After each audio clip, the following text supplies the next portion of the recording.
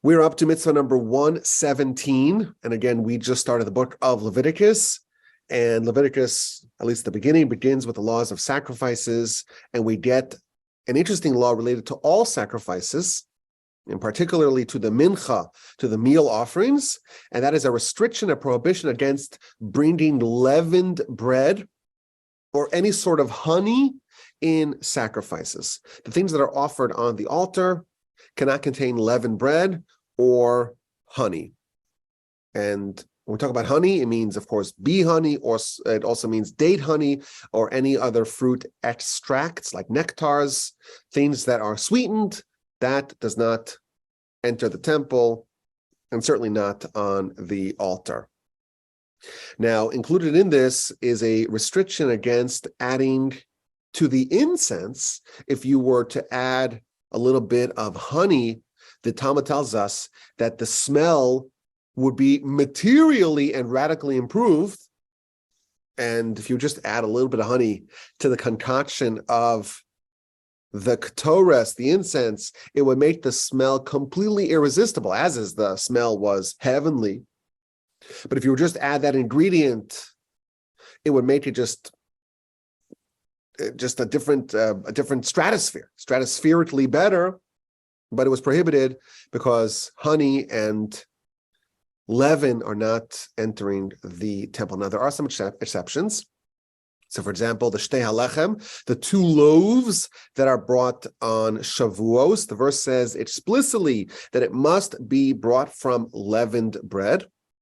That said, it's not offered upon the altar. So the restriction against bringing leavened bread applies really universally with this one exception. But even this one exception is not brought onto the altar. In addition, there is the first fruits, the bikurim, that is brought with fruits that would constitute as, halachically, that would be considered honey. But likewise, they are not offered on the altar. So we have this mitzvah that governs the ingredients that go into some of the offerings that we bring to the temple. And we're told cannot contain any chametz, any leavened bread, nor any honey. Now, when we try to understand the reason for this, the Sefer Chinuch, the book that we're using to navigate the mitzvahs, he often tries to give us a mitzvah which serves as a rationale. What would be the rationale behind this? And the Sefer Chinuch has a very interesting essay about the rationale behind this restriction. And he begins by talking about the reason why he wrote this book. So this is a book, again, that goes through all 613 mitzvahs. And in each mitzvah gives us the basic understanding, the basic snapshot of the mitzvah, and a rationale for it, not necessarily the reason why we do any mitzvah is because the Almighty thus instructed, but a rationale that can make it a little bit more understandable for us. And he adds, the reason why I wrote this is for young people, for my son and his friends. They should have something to read on Shabbos, this is what he says. And when they begin to study Torah, they shouldn't just be confronted with a wall of laws and edicts and decrees.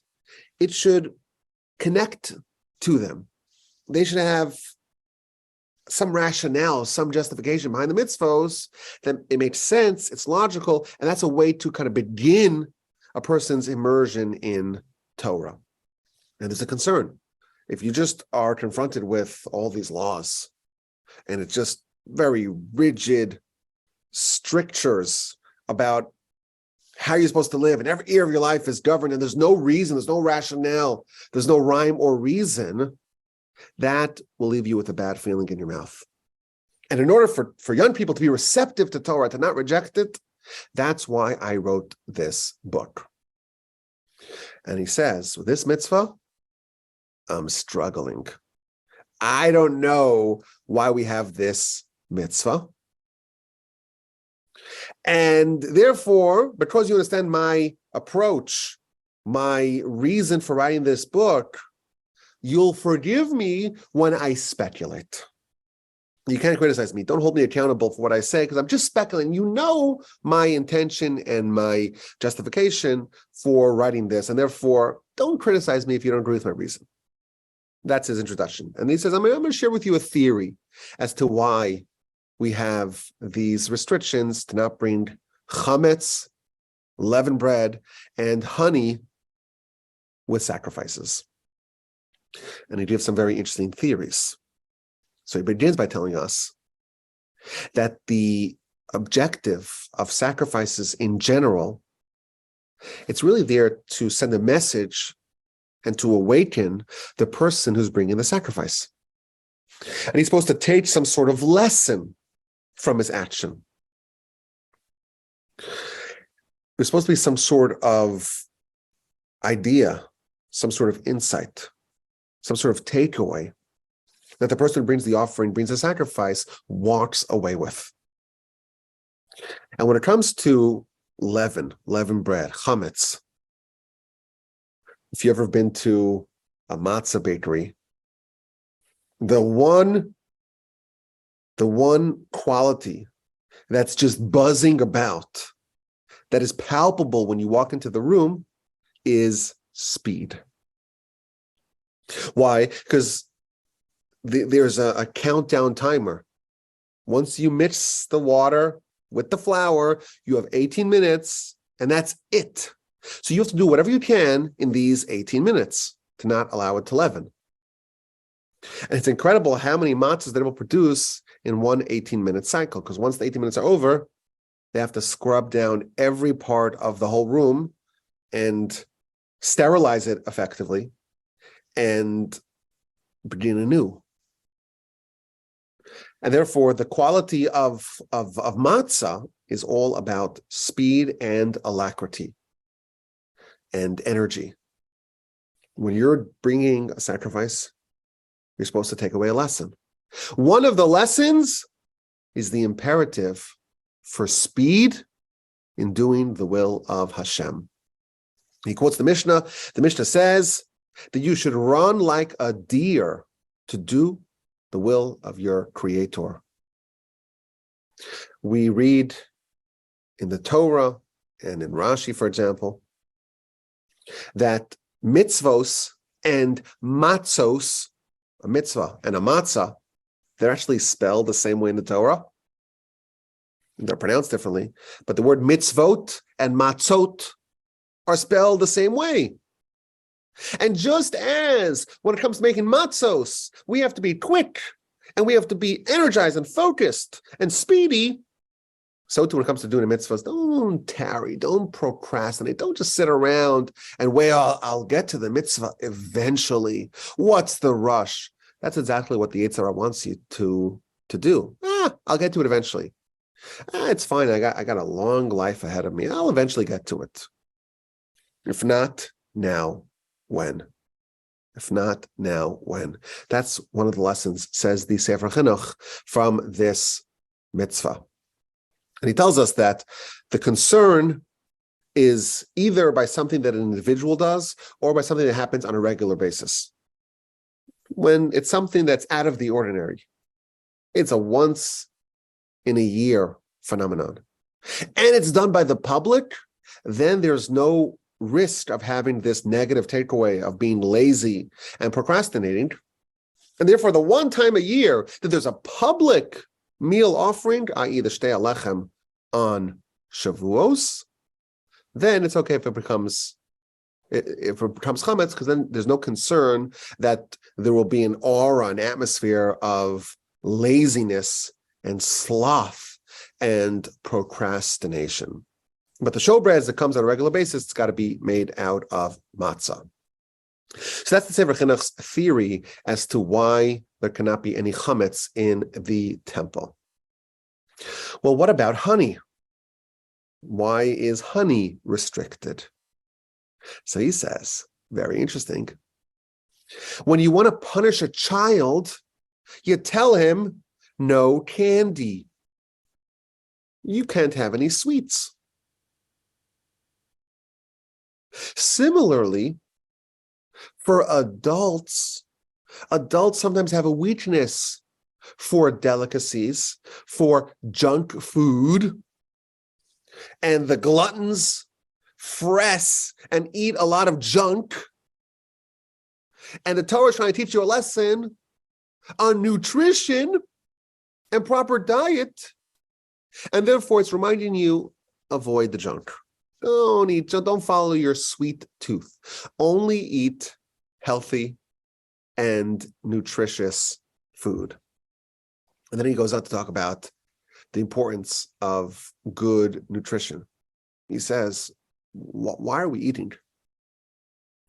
We're eating because we need strength. And the human body can only subsist if it has food, and if it has sustenance, and if it has nourishment. A thinking person, a wise person, would not eat for pleasure. Eating for pleasure is a very low level of pleasure seeking. If you're a thinking person, if you're sophisticated, you're going to find your fulfillment, your pursuit of pleasure should be on more ethereal, more elevated things. And therefore, this is again his idea. The Torah is telling us, you're bigger than that. You shouldn't be going after the cookies and the cake and the sweets and the junk. Disdained by the wise. That's his words. Physical pleasure is disdained by the wise. The wise people know that we're here to seek pleasure. But there are much more elevated pleasures. There's much more sophisticated pleasures, much more spiritual pleasures, intellectual pleasures, the pleasure of pursuit, of wisdom, of Torah, of God. The pleasure of the soul outweighs whatever we can release endorphins in our body. And that's why when you go to the temple, you are going to be spiritually elevated. It's important for you to realize that it also demands some abstinence from the lower level pleasures of the world.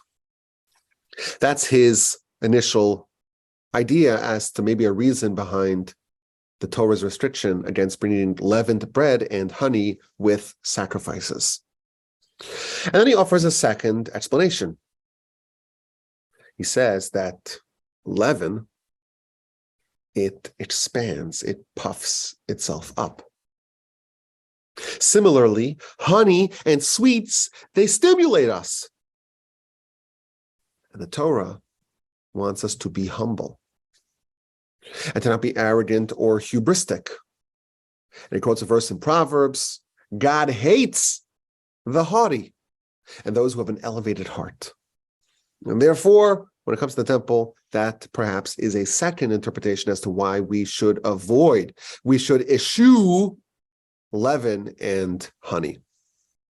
And then he quotes the Ramban, who offers a third reason. This is a really interesting idea that the Ramban says. This is the Ramban's comment to this verse in Leviticus. The objective of all offerings and sacrifices is to bond us with our Creator. And therefore, when we bring offerings to the temple with the emphasis or with the focus, with the intention of trying to connect with our Creator, we should not bring things, elements, agents that are designed to alter the nature of the world.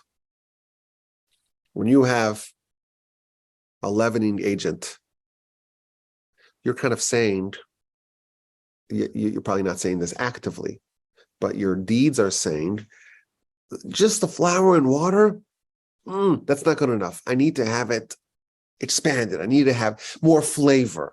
I have to add some sugar. And part of that activity is saying the way all natural is it's just not for me. What Hashem gave me is maybe a bit insufficient. Of course, the leaven radically alters the look of the bread and the taste as well. And honey, it sweetens everything. And it injects some sort of artificial flavoring. Anytime you're changing the way Hashem made the world, it's a little bit of a indication that the way Hashem created the world is not completely perfect. Now, of course, we do add flavors to our food. But when you come to the temple, you should try to develop a greater sensitivity to this idea, and therefore you withhold anything that changes the nature of the Almighty's creation. This is a similar idea to why we're told not to graft different fruits together, not to mix different species together, not to interbreed different species together. Hashem gave us a world. And the second we try to materially improve it, it does smack a little bit of a lack of appreciation for the world that Hashem created us. Even though the Almighty created in the world the ability for us to manipulate it and to, so to speak, improve nature, and we're allowed to eat, tangerines or pineapples or all these fruits that are hybrids, we shouldn't do it. And certainly when you come to the temple, that should not be part of what you're offering to the Almighty. And he has another point. We know that the Almighty created the world with a certain equilibrium, with a certain balance. And he quotes the Midrash. The Midrash says that the Almighty initially wanted to create the world that it governs as per the rules of judgment. But then the Almighty saw that the world would not endure if it was governed solely by the attribute of judgment. So the Almighty said, I'm going to inject a degree of mercy into the world, and the world will be governed by a balance of judgment and mercy. That's the way the Almighty created the world. Everything is in a nice, harmonious balance. We're in the Goldilocks zone. Not too hot, not too cold, just perfect. You come and you add some honey. It creates a skewed product. It's a sweet product. It's not balanced. And that is a little bit of a problem, certainly in the temple. So again, these are ideas to make this concept a little bit more understandable for us.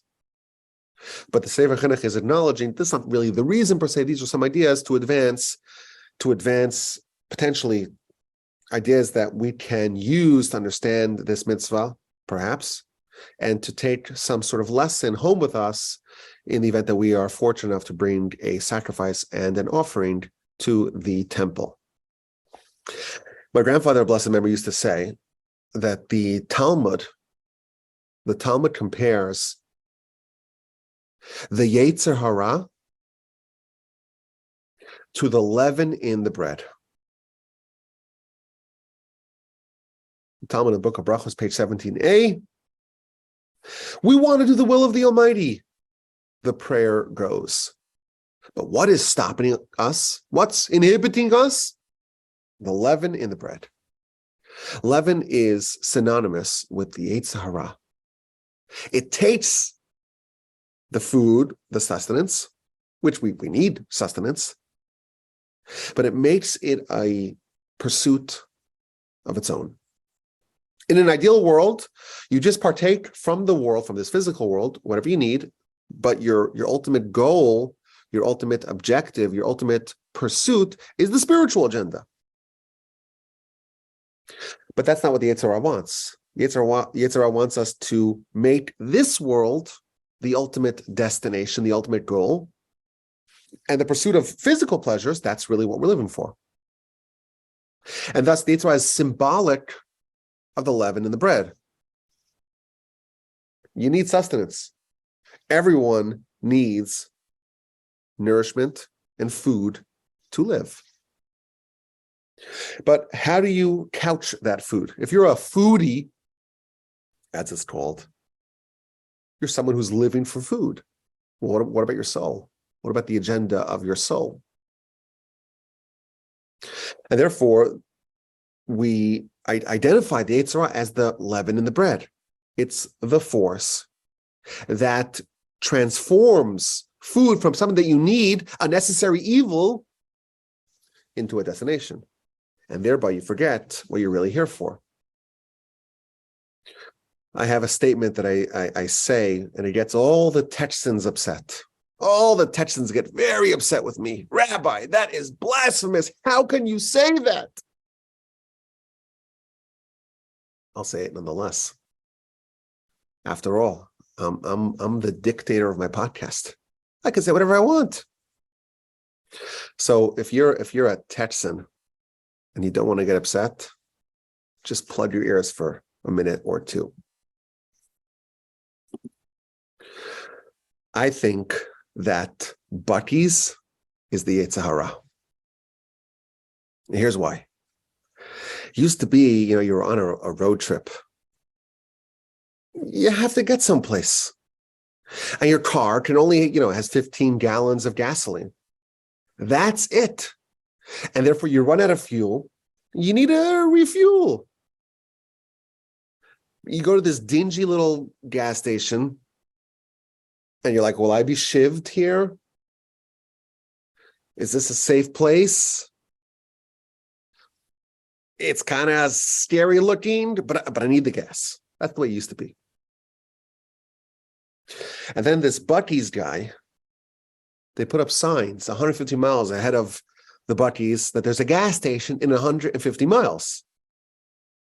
And my kids love going to Buc-ee's. That's a destination. They took a gas station, which you need, it was just like a necessary evil, and they turned it into a destination. That is the Yetzer Hara. We're here. We're trying to get someplace. Where are we going? This world's a corridor. It's a corridor before Olam Haba. And in the corridor, you need to be fed. You need to be fueled. And you need to have a certain amount of food, a certain amount of water, a certain amount of physical needs met. And you continue along your journey. Comes along the Yetzer Hara and says, no, it's the physical need. That's what you're here for. It's a destination. That is the goal. So Buc-ee's is the embodiment of the Yetzer Hara. Now that all the Techsons are upset at me, and all the people who are not from Texas are just mystified by what I just said, Google it, Buc-ee's, Buccees. Now that I made everyone upset, we can explain the idea. The Yetzer Hara, what it wants us to do is to make a platform out of this world. The whole year, and certainly when you go to the temple, it must be eschewed. But there's one day a year that it's fine to bring chametz to the temple. And that is on Shavuos, with the shtei lechem, with the 2 loaves. And the reason why is because on Shavuos, we're not worried about the Yetzer Hara. On Shavuos, we got the Torah. And the Torah is the antidote for the Yetzer Hara. And if you have the Torah, the Yetzer Hara can't do any damage to you.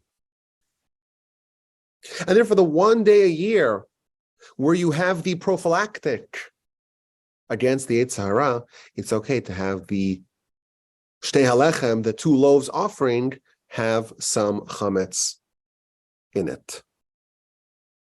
But that's a nice idea to explain this principle that we read in the Torah.